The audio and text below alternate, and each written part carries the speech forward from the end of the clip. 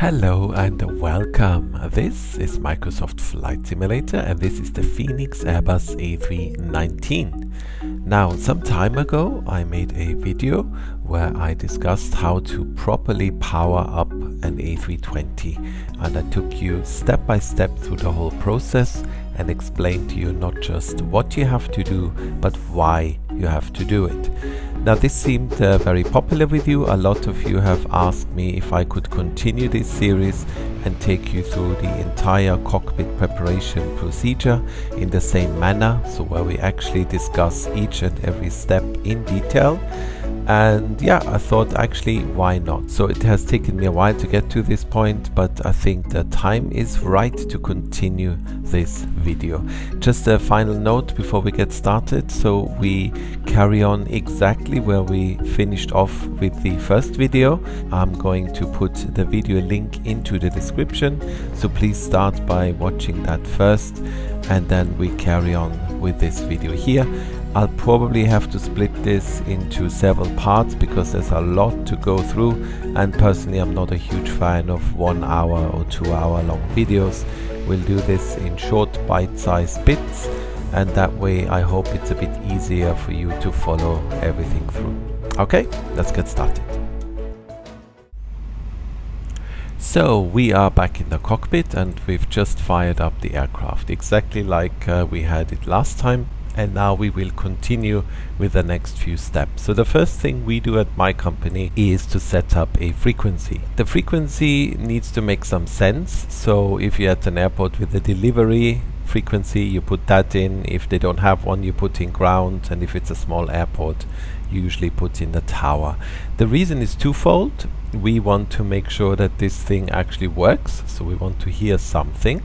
And the second thing is, if something goes wrong on the aircraft, let's say a fire breaks out, you need to be very quick in asking for help. You don't have time to open up charts and start looking for frequencies.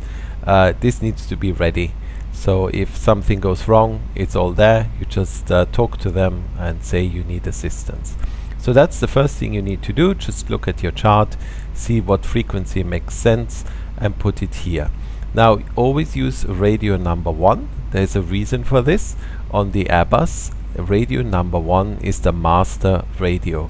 So should you ever encounter an electrical failure, and this could be associated with a fire, usually the aircraft will switch off radio number 2. So if you have the frequency dialed in here, then this is not going to be of much help to you, because this is going to be the only radio that's available. So at my company, all frequencies are done on radio 1, even if the first officer is flying. You can do this remotely from this box here. You can dial in frequencies and switch them over. We use number 2 only for ATs and company communication. Again, the reason being, if there's an electrical failure, we still have all the frequencies set up and are able to communicate with ATC. So that's the first step. So next we're gonna do an APU fire test. The reason being that if it's a hot day or a very cold day, we might need to start the APU fairly quickly to get the temperatures to a comfortable level on board. This usually applies when we are at a remote stand, just as we are here now in Stuttgart. If you have a parking position at the terminal, quite often the airport will supply the aircraft with its own air. But here this is not possible, so it might be that we need to start the APU fairly quickly, and before we can do that we need to do an APU fire test. So we tend to do this pretty much as one of the first things in the cockpit. So APU fire test, fairly straightforward. You press the test button. You make sure that the fire push button comes on. You need to see 8 lights. The squib needs to come on, which is underneath. You come down here, you check the master caution, and then you make sure the ECAM gives you the correct warning. And that's how that is done. Now at this point we usually do something that is more a company procedure than anything else. Sometimes we have airports where they connect air to the aircraft and blow in air into the air conditioning system. So you see this in the shape of a big yellow hose that's connected to the bottom of the aircraft. But sometimes this hose is connected and there is no air actually coming in because they forgot to switch it on, etc., etc. So we want to make sure that it's not just the hose that's connected, but there's actually air coming in. There's two ways of checking this. The official way is that you go to the bleed page and make sure there is some pressure indicated here. There's an unofficial way which actually, in my opinion, works better. You go over here, you go to cabin fans, switch it off, and then you hold your hand to this fan here. And if there's air coming out with the cabin fan off, that means the external air is connected. If there's nothing coming out now, that means there's no external air coming in. So that's how I actually do it, and most of my colleagues seems to be very reliable, and that's an additional check you can do if you want to be very thorough and make sure that the airport has not just connected the hose but also switched on the air conditioning unit. Okay, and next we'll be going all the way up here to these three switches. We call them ADIRs. Essentially in aviation they are known as IRS, and as you're probably aware, you need to move these switches to nav, and you do this in the following order: 1, 3, 2. Okay, so what is actually happening here? To me, this is one of the most amazing systems on an aircraft. Ever since I did my ATPLs, I was fascinated by this stuff here. So I don't want to give you a full technical background now, but I keep it very simple. But I want you to understand what is going on here, because I think it is important. So when an aircraft navigates, in this day and age, it uses GPS. You have satellites in space and they tell us where we are. As a secondary backup, we have ground stations, such as VORs, NDBs. The aircraft will automatically tune into those, identify them, and cross-check their position with what the GPS is telling us. But by law, this comes from way back when, each aircraft needs to have some kind of system that works completely independent from anything outside the aircraft. And this is where this system comes in. So what we have here is so-called laser gyros. So what I would like you to imagine now is a box. And inside the box, in each corner, there's a mirror.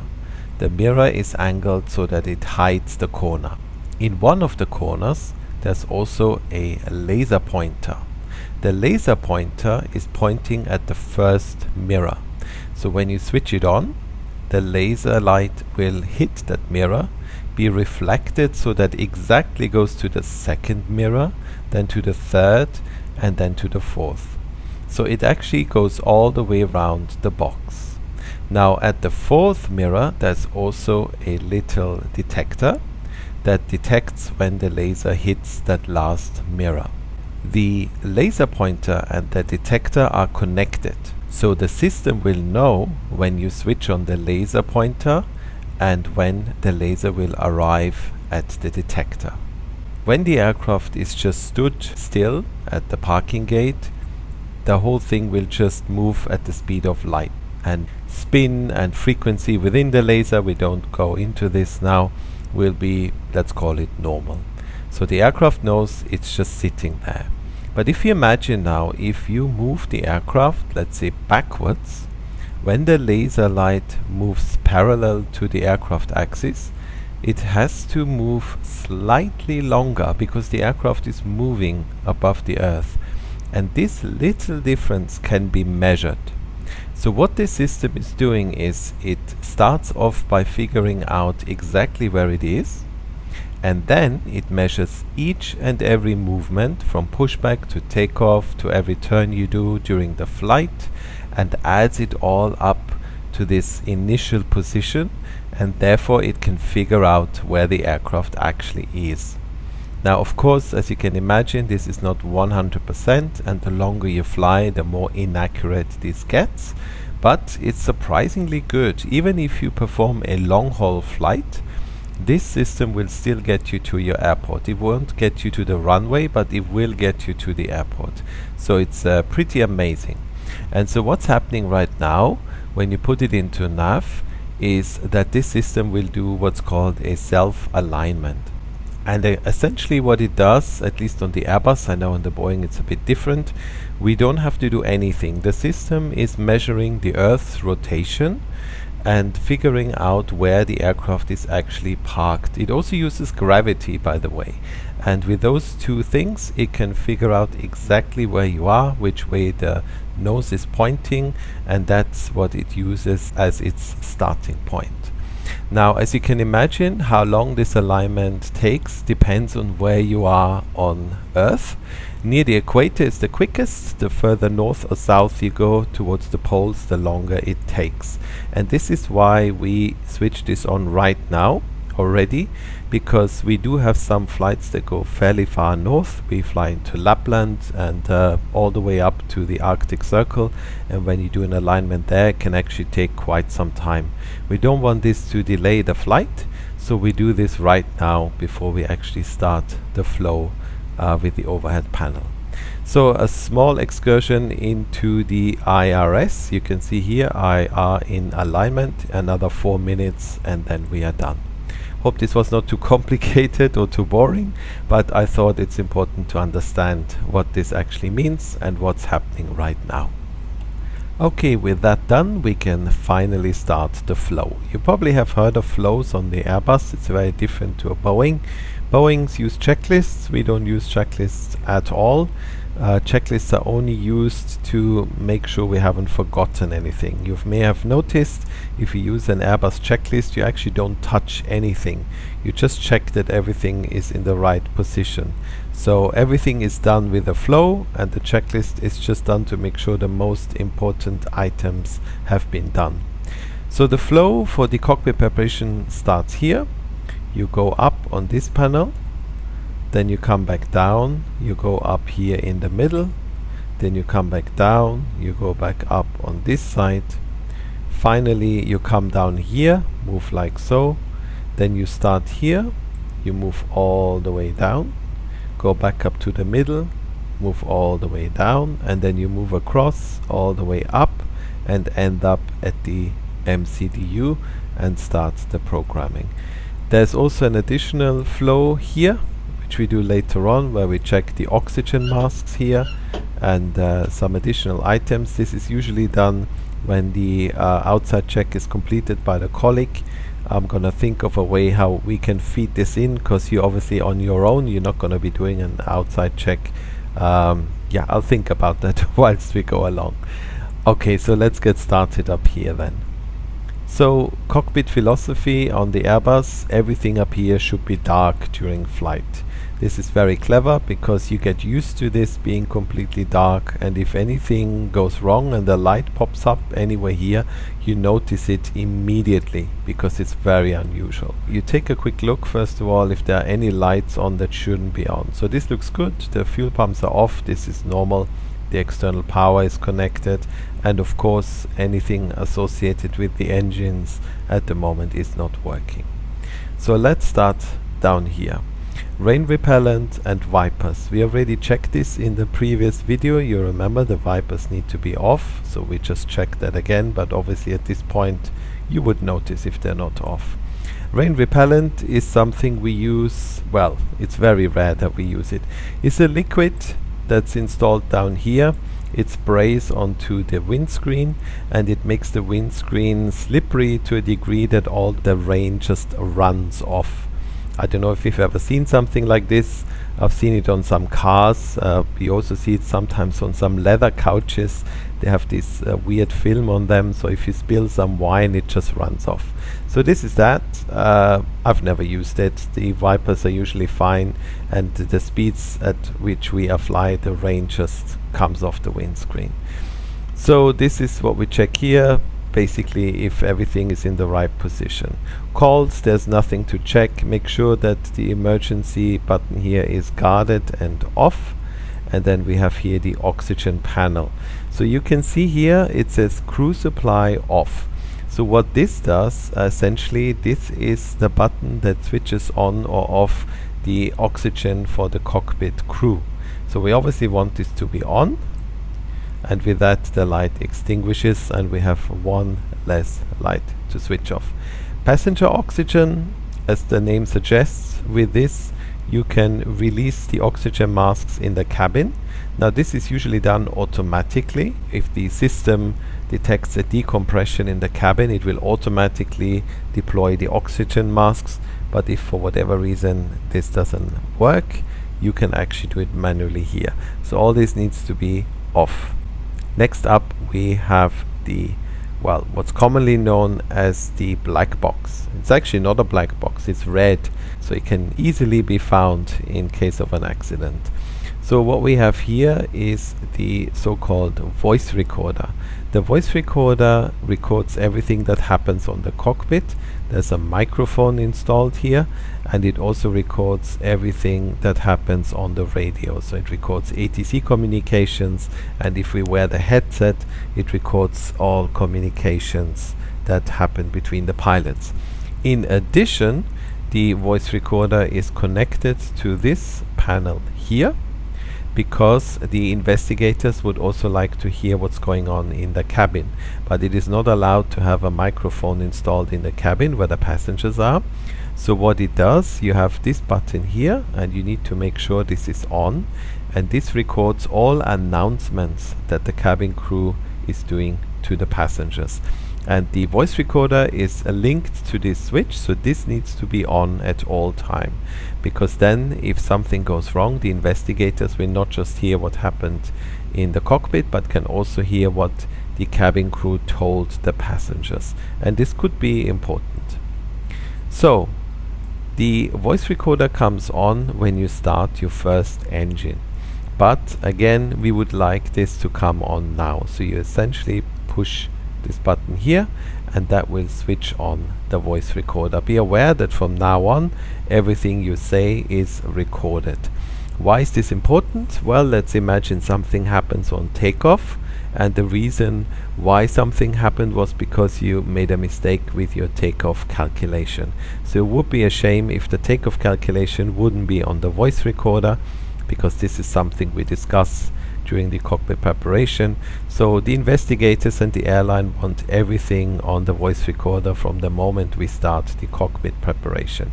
So at this point, please switch this on. I know in the sim it's not really relevant, but if you want to simulate the real world, this is how that is done. Okay, now that we switched on the voice recorder, we need to make sure that it actually works. You can see there's a test button here. Before you can push that, there's a few things you need to check. Make sure that first of all the parking brake is set. Both the volume buttons here on the loudspeaker on both sides need to be off. Next you come down here, you press the init button so that the light comes on, and move the interphone button up here, the switch. And now in theory, if we press the test button, you need to wait a few seconds. Here we go. So you heard that beep, and that means that the voice recorder is working. So once we've done that test, you can actually switch the interphone button back off. We don't need that, and put the loudspeakers back on so we can actually hear ATC should they call us.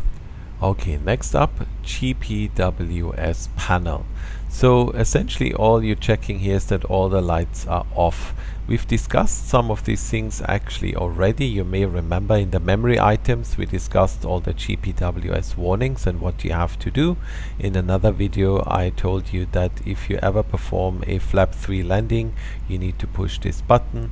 So essentially this switches on and off certain functions of the GPWS system. For this takeoff today we want everything to work, so make sure that all the buttons are in the off position, well, not off position, but the lights are off, and that the GPWS is fully functional. Next up, emergency ELEC. Okay, this this is a panel we don't like on the Airbus. Don't get me wrong, I understand the emergency ELEC procedure is actually a lifesaver in case of electrical fire, and I know some of you have actually asked me to make a video about this, and I will eventually. For the moment I'm putting it off because it is a incredible complex and complicated topic, but I promise you I will get out the books, I will read up on every single thing again, and I will make a video about it. For the moment, all you need to know, if there's an electrical fire, the Airbus gives you the option to basically switch off all electrics on board apart from the bare necessities to essentially stop the fire and give you enough power to get the aircraft to the ground. So this don't touch. This will really screw up the aircraft if you don't know what you're doing. So make sure these are all guarded, no lights on, and then we move on and ignore that very quickly. Evacuation. So essentially this is if we have to give an evacuation command. Usually in my company this is on captain. I know this is different at different companies. This is essentially the priority button regarding who has priority to initiate an evacuation. So in my company it's very simple. The evacuation is usually always done by the captain. There are some exceptions where the cabin crew does not need to wait for our command. One of them would be if we are unresponsive. So if it's clear that both pilots are no longer conscious and the aircraft clearly is in a state where the passengers need to get off, then they don't need to wait for the captain. Another one is ditching. If you land in the water, it's very clear everybody needs to get off the aircraft.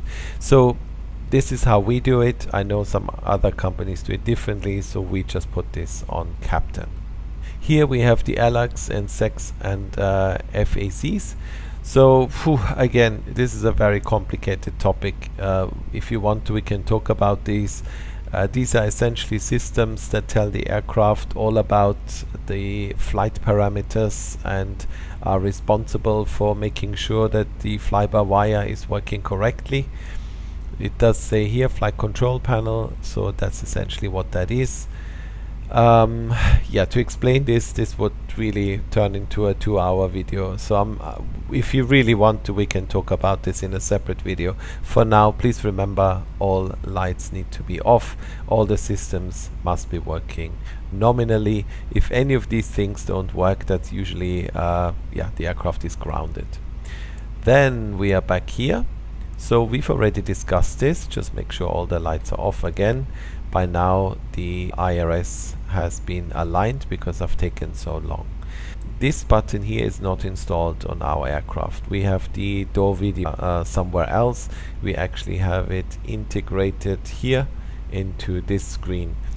Next up we come to the external light panel. Well, I've done an entire video about this. I think it was 20 minutes long, where we talked about all these switches, what they do, when to use them, when not to use them. So I'm not going to go through this again. For now, put the strobe lights into auto, so in case you forget, they come on automatically on the runway. And of course we need to switch on the nav lights, because that indicates to everybody that the aircraft is powered up. Plus your colleague, when he or she does the walk around, the nav lights are part of that check, so they need to make sure they work, and they can only do that if they are switched on. The rest of the lights stay off for now, and we can move on here. Anti-ice. Anti-ice stays off on the ground, especially engine anti-ice. First of all, it doesn't work anyway because it works with bleed air. Secondly, this, if you arrive at the gate with engine anti-ice on and you forget to switch it off, the engine cowlings are boiling hot, and if someone touches them by mistake, that could lead to some serious burns. So make sure ground operations that this is off. We discussed this in my video about winter ops, when we use this, when we don't use it, when it makes sense, when it doesn't make sense. For the time being, make sure all the lights are off. Probe and window heat is on auto, so that makes sense because, yeah, like today is a nice day. We don't need the probe and window heat in this weather. Again, like the name suggests, this will warm up all the probes and windows and make sure that you have no ice or contamination in terms of frost on any of these items. Another thing we have over here are the signs. So again, this is company specific. At my company, the no smoking signs are always on, because most of our aircraft don't have no smoking. They actually have this sign, you may have seen it, where it tells you you cannot use your electrical devices. So we always have this on. The seatbelts in my company are linked to fueling, so that informs the cabin crew whether we are fueling or not. If fueling is still in progress, these signs are off. When fueling is completed, we switch them on. Here we have the emergency exit lights. You can see there's a light. Light is never good on the Airbus, so we move this to arm. So what this does is emergency exit lights. We discussed this actually in the previous video about the powering up the aircraft. So you have all these emergency exit lights in the cabin. I'm sure you've seen them, the exit signs and all that stuff. So they need to be in the armed position. So if the aircraft loses all power, they will be fed by the battery, so that in case of a total failure of all power on board, you can still evacuate the aircraft, especially during nighttime. So this needs to be in the armed position. We switch this off, of course, when we power off the aircraft, because otherwise the signs would stay on and would drain the battery whilst the aircraft is sitting at the gate overnight. So that's why this was off. So that is correct by Fenix, and we move it into the armed position. We also have some other lighting here. You can do this to your liking, whether you want the dome light or not, I don't know. This is just how bright the overhead lighting is. I personally always put this quite high. I like all the lights up here.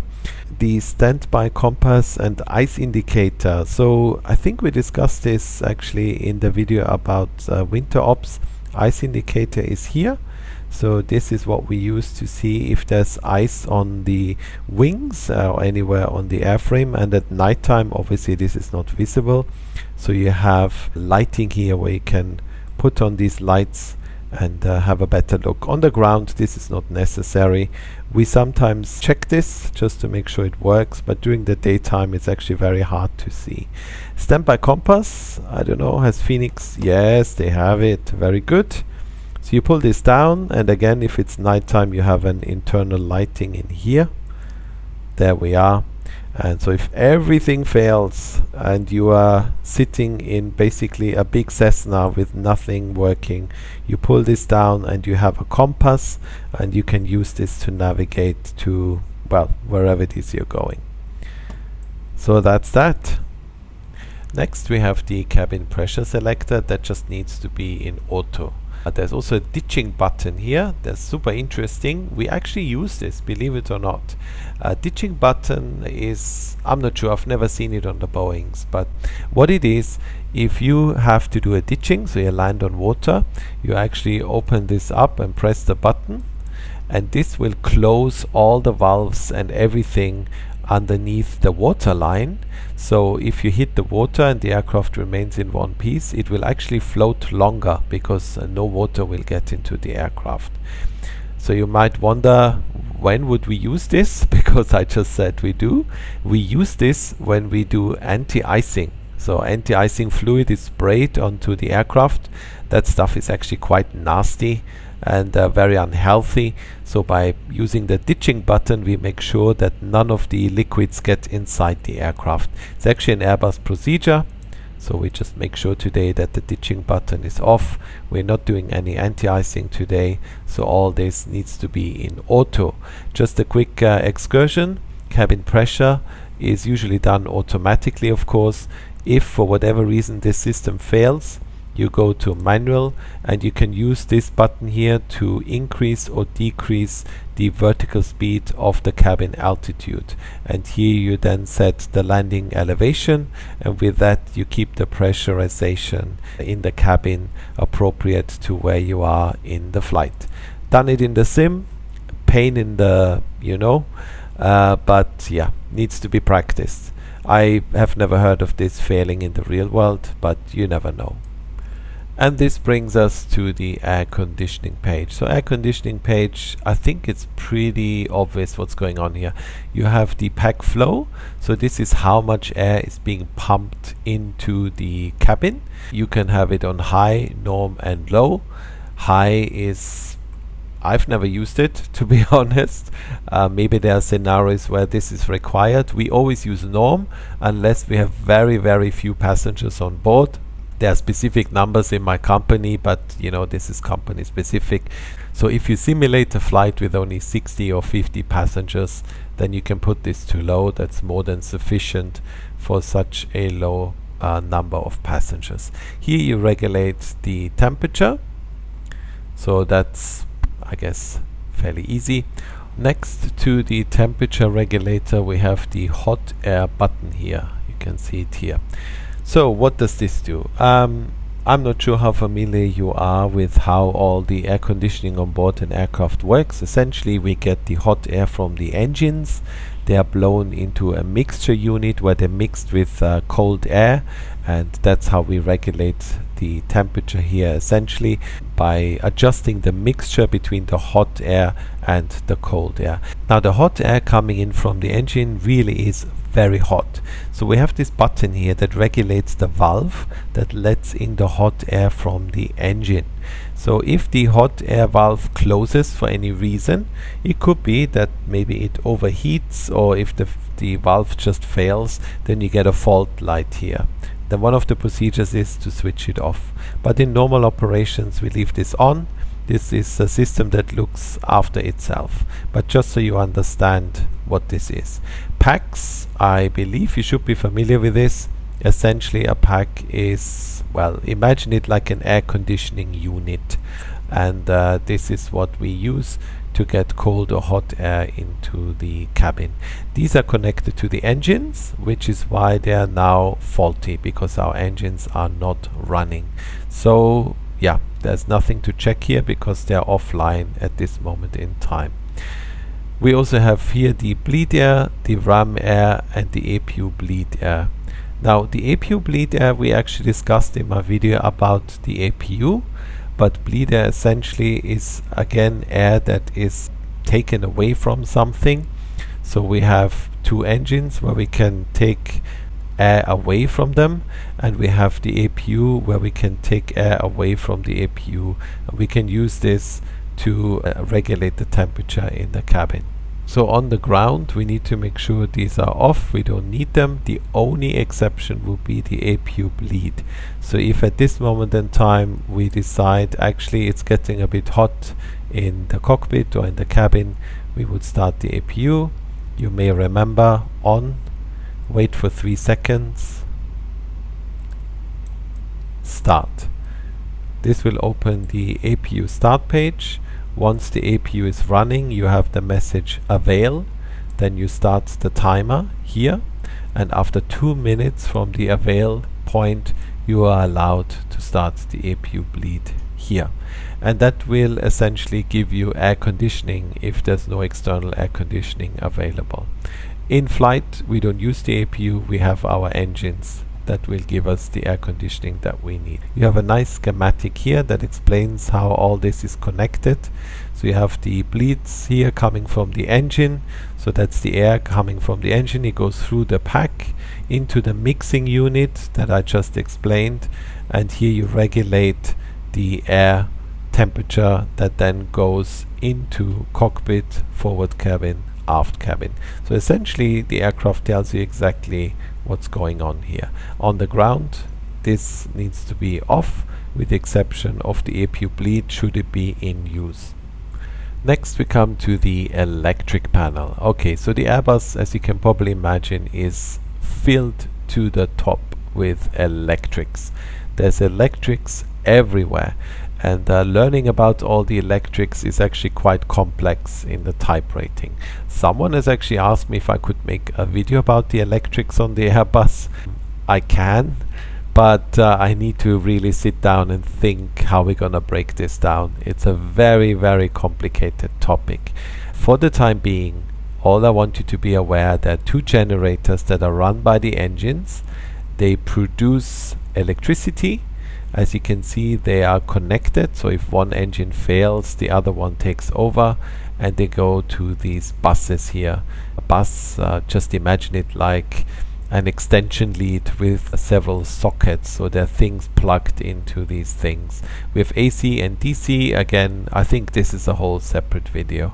So for the moment, of course, the engines are not running, so the fault light is on. Once the engines are running, the fault lights need to come off. External power is of course part of the ELEC panel, because we are connected to an external power source. We have a light here that says on. Once that is no longer the case, you have, well, there's two options really. You can have avail or on. Avail means that the external power is available, but that you haven't actually connected to it. Very important, if the external power is to be disconnected, this button must not be in the on position. It needs to be in the avail position. So let's have a look. The APU is running. For the moment, we'll disconnect the external power. We now have the available light, and now the external power can be connected. Do not connect the external power if this is on instead of avail. There's technical reasons for it, but also the main reason in the real world is for the ground staff. There's a lot of current flowing through those cables into the aircraft. If they just pull out the cable, there's a real danger that a spark can fly, or they are hit by electric shocks, and these are strong enough to actually kill a person. So the procedure in the real world is, before they disconnect external power, they actually contact us and ask if it is possible. We check that the avail light is on, and if it is, we give them permission to disconnect the external power. So that's how that works. Fuel page, so that's very easy. Fuel is put into the tanks of the aircraft. We also have some center tanks which we only use for longer journeys. Usually the fuel tanks are sufficient. There are 4 tanks. We have inner and outer tanks, and they are connected with valves. So we have fuel pumps. These are capable of pumping the fuel around, and as you can see here, the APU takes fuel from the left hand side, and here these take fuel to engine 1 and engine 2. On the ground, you usually have the fuel pumps off. There are, however, some exceptions. In fact, I had this yesterday. So we landed at an airport. The temperature there was very low. It was this horrible, drizzly, wet, cold weather. And so what can happen is that the moisture sits down on the wing, and because we have just flown for quite some time and there's ice cold fuel in the wing, you have ice forming on top of the aircraft wing. And what that means is you have to de-ice the aircraft. So that's, you know, it's very expensive, it causes delays. So we needed fuel for the way back. Fuel that is pumped in by the airport is usually warmed up, at least at good airports. That is what they do. I once asked at one of the Scandinavian airports, and they informed me that their fuel was warmed up to a temperature of 20 degrees Celsius. So you get all this fuel for the way back, so then it makes sense to actually switch on the fuel pumps. They will move that fuel around, mix it with the cold fuel, and the temperature inside the wing will rise and will melt off any frost or ice on top of the wing. Doesn't work always, but in my experience it does work. So yesterday it worked. We managed to get the temperature of the fuel from -2 to +5 in a fairly short amount of time. We had a small patch of ice which then melted away, so we were able to take off without any de-icing. So usually these are off, but like I said, if you have some icing conditions and you're getting some warm fuel, why not switch them on? It might save you some time and money. Okay, we're almost there. So the last panel now, and luckily there's really not much to do here. So again, we have the wipers and rain repellent, same as on the other side. This is for manual engine start. You don't use this on the Airbus in normal operations. As you know, the engine start procedure is completely automatic. You don't have to do anything. I've only used this I think twice or 3 times in my entire career so far, where we actually have to manually start an engine. Then there's a procedure where you have to use these buttons. But yeah, today not the case. Make sure all lights are off. Ventilation, I've told you before, you can use this little trick here, but apart from that, this is just where the air blows essentially. Sometimes we have aircraft that are really noisy.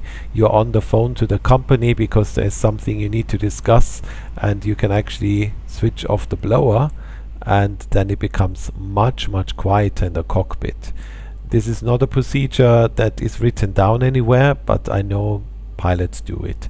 So if it's too noisy for you, switch that off, but make sure you switch it back on once whatever it is you're doing is done. Cargo smoke, this is basically the panel that deals with the cargo smoke detector. I'm not sure into how much detail we should go here. There are detectors that tell you if there's a cargo smoke. You also have a fire bottle that will, if you activate it manually, squirt fire retardant into the hold and hopefully extinguish any fire. So this is an emergency panel that we don't use in normal operations at all. So just make sure all the lights are off. Cargo vent, yeah, I don't even know. We don't use this at all. And here again, this is a copy of the flight control panel over there. Make sure all lights are off. This panel up here is not used in my company. I know some people use it. Essentially, this is if you have an observer on the jump seat. This would be their panel to talk to ATC, dial in frequencies, and to listen to you and ATC. So if you have a check flight, which we do have once in a while, there is an instructor sitting on the jump seat, and he will be using this panel up here to listen to everything we say and we do, and he can also interject by using the int button. Then we can hear him talking, and yeah, so that's how that works. And with that, we have almost done the overhead panel. There is unfortunately one more thing we need to discuss, and that is the battery here. So we've discussed this already in one other video, so you might be aware of this, but we need to make sure that the battery is charging properly. If the aircraft has been on the ground for a long period of time where the battery was just sitting on its own, we need to make sure that it is charging properly. The way to do it is you come down here, you go to the ELEC page, and you look at these numbers here. So this is the battery, and you can see here it says 0 ampere. So what you do is you switch off the batteries, you look down, so now it says off, and then you switch them back on, come down here and make sure that this ampere number decreases below 60 within 30 seconds, sorry, within 10 seconds. And that is the case, so the batteries are charging properly, they are charged properly, so that's all good. And then of course we have the engine fire test. Whether you do this within the flow or after or before, again, depends on the company. In my company, very often when we do the APU fire test, we also do the engine fire test together. Same as with the APU, just one additional test. So you press, the scripts need to come on, 8 lights, you need to see the master warning. Here on the ECAM you need engine 1 fire, and down here you need to see the fire warning below the engine 1 switch. You do this with both engines, and then the fire test is complete. Okay, and with that we are done. I think for today I'm slowly but surely losing my voice. I'm not actually sure why, as this 737 is taxiing out and there's another A320 behind it. So we discussed the overhead panel. As you can see, it's fairly straightforward. Long story short, We don't want to see any lights up here apart from those that we are familiar with, anything associated with the engines of course, and at this moment in time anything associated with the APU such as the bleed, that's perfectly normal. But once the engines are running, really you don't want to see any lights up here. And yeah, so that concludes part 2 of how to start up the aircraft correctly. I hope this format is okay. I hope it's not too boring. And yeah, next time we're gonna carry on with everything down here, and the MCDU we've already covered. I've made a very long video about how to program the MCDU. So we jump that and then we do the rest of the cockpit, and then I think we're gonna leave it there. So I think maybe 2 more videos or so and then we should be done. Okay, so if you're still here, thank you very much for watching, and I hope you enjoyed the video. And yeah, that's it basically. I hope you learned something. I hope it was of interest despite long explanations sometimes. In any case, I look forward to seeing you in the next one, and until then, all the best. Bye bye.